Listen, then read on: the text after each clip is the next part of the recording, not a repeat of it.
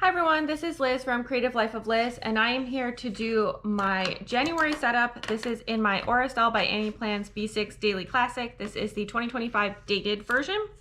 So I'm going to skip ahead over the 2025 setup pages and move straight into January. So we are going to set up the monthly page, the blank pages that'll turn into more monthly pages, and then we're going to set up all of the weeks that are predominantly in January, which brings us through February 2nd will be our last day here that's going to count. So I'm going to do all of that setup. So I did pull in a few things. So the main thing that I'm going to use for the setup is the Zebra Click Art pen. This is in like a dark blue gray color whose name I don't know because I don't read Japanese. However, that's what I'm going to use. And then I also have a Zebra mild liner. This color is called dark blue. That one is written in English, so can read that part. And then I also have this Simply Gilded washi. It's in a gray with hollow bows. I think that's going to kind of go along with everything else. And then lastly, I have the little freebie from Estelle. I might pull in a couple of these for this sidebar because this is not a thing that I think I'm going to need functionally. So my plan is to add a little bit of color, pizzazz, and deco to this page. Not a ton, but definitely a little bit to give it a little bit more excitement. And then I am going to do the setup for the rest of it. My plan is to just speed you through the entire thing and then show you how it turns out at the end, because I suspect it's going to be quite boring because it's going to be repetitive and slow and all that stuff. I do have a ruler to be able to help with this setup. I think that's the only other thing that I need. So I am going to do all the things and then I will be back to show you how it turned out.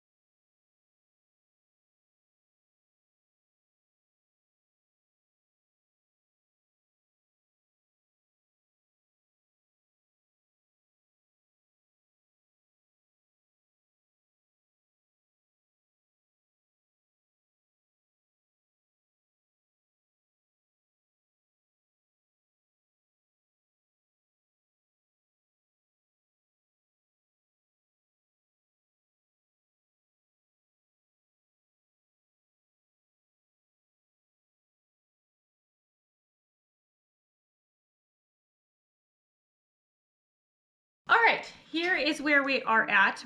My hands are covered in pen, consequence of being a lefty, honestly. Also, this ruler, the click art pens don't dry fast enough. So now I know, need to find a different ruler, but it's good enough for this month. I'm gonna go with it. So for this setup, I just put washi tape down here at the bottom, as well as over the days that are not in the month.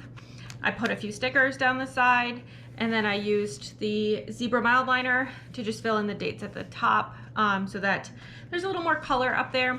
And then the weekend days are gray as opposed to black, and so I just wrote those in, covering it up with the click art pen here.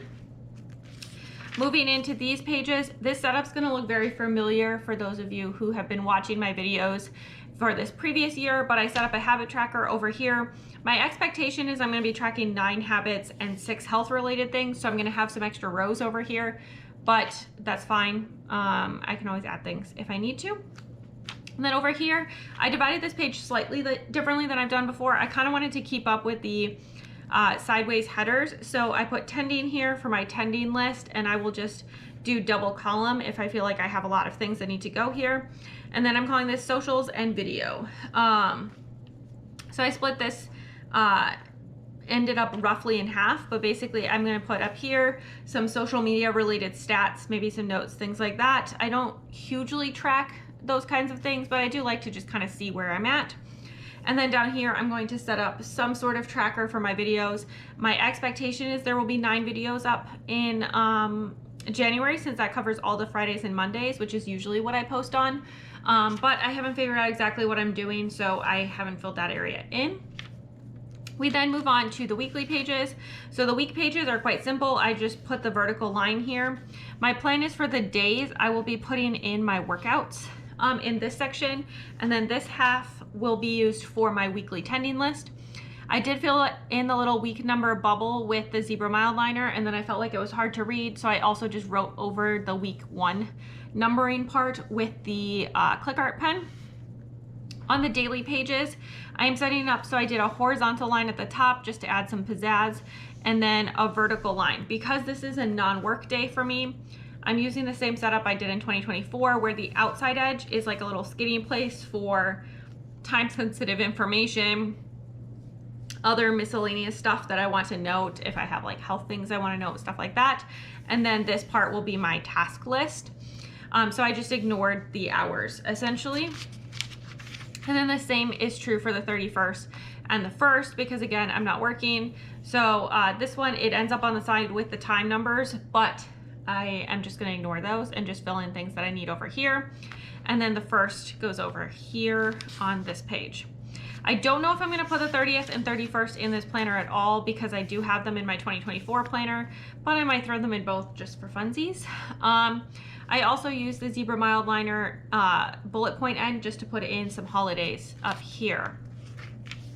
So this is what it looks like on my regular work days. I'm still doing the horizontal line. I have a vertical line dividing the left 10 boxes.